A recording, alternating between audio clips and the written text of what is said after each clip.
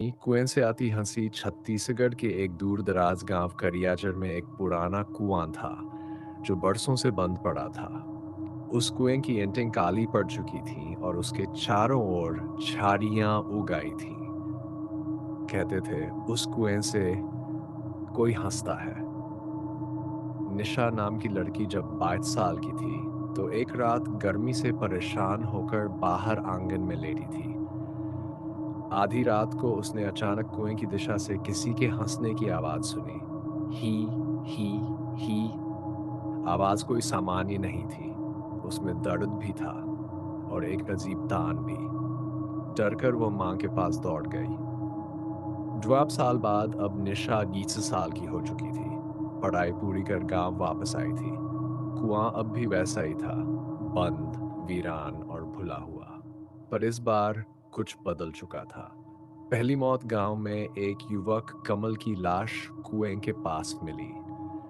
चेहरे पर डर का ऐसा भाव जैसे मरने से पहले उसने कुछ बहुत भयानक देखा हो। लोगों ने कहा फिर से शुरू हो गया है। कोई पुलिस के पास नहीं गया। गांव में रिवाज था, जो कुएं के पास जाता है वो लौटता नहीं। निशा की जिद निशा को ये सब अंधविश्वास लगता था। उसने खुद जाकर देखने की ठानी। एक रात वो अकेली टॉर्च लेकर कुएं के पास गई। पास पहुंचते ही हवा ठंडी हो गई। टॉर्च बार बार झपकने लगी और फिर ही ही ही वही हंसी, लेकिन अब और पास से, जैसे कोई ठीक उसके पीछे खड़ा हो। निशा ने पलट कर देखा, कोई नहीं। कुएं का इतिहास निशा ने अगली सुबह गांव की एक बुजुर्ग महिला सुक्की बाई से पूछा। सुक्की बाई ने बताया कि आज से 36 साल पहले गांव में एक औरत धनवती रहती थी। उसका पति शराबिया। एक रात वो अपनी बच्ची को लेकर कुएं में कूद गई। तब से हर उस औरत की मौत होती है जो कुएं के पास जाती है। दूसरी मौत मीना, जो निशा की सहेली थी, उसे चुनौती मानकर कुएं के पास गई और अगले दिन उसकी लाश भी उसी जगह मिली। चेहरा ऊपर, आंखें फटी हुई और होठों पर अजीब सी हंसी जमी हुई। निशा ने फैसला किया, या तो सच सामने आएगा या वह भी मर जाएगी। इस बार वह अकेले कुएं में उतरने का निश्चय करती है। वह रात अमावस्या की थी। निशा ने पूजा की थाली, अगरबत्ती और एक लाल चुनरी ली और कुएं में रस्सी के सहारे उतरी।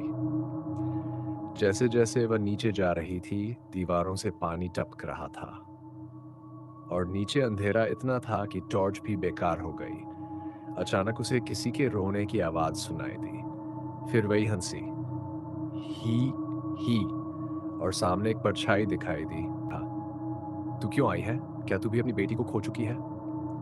निशा कांप गई। उसने कहा, नहीं, लेकिन मैं तुम्हें शांति देना चाहती हूँ। तभी आत्मा चीख उठी, मुझे नहीं चाहिए शांति, मुझे चाहिए बदला, बचाव या बलिदान। निशा ने अपनी कलाई काटी और अपनी रक्त की बूंदें कुएं के जल में डाल दी। अगर मेरा खून तेरे दर्द को शांत कर सकता है तो ले ले। एक पल के लिए सन्नाटा हुआ और फिर आत्मा जोर से चीखी जैसे कोई चट्टान फट रही हो। पूरा कुआं कांप उठा।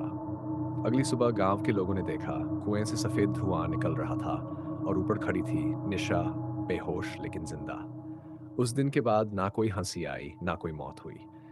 कुआं अब भी वही है, लेकिन उसके चारों ओर एक लोहे की जाली लगाई गई है। अगर कोई झूठ बोलकर, छल करके उस कुएं के पास जाए तो फिर हंसी वापस आ सकती है।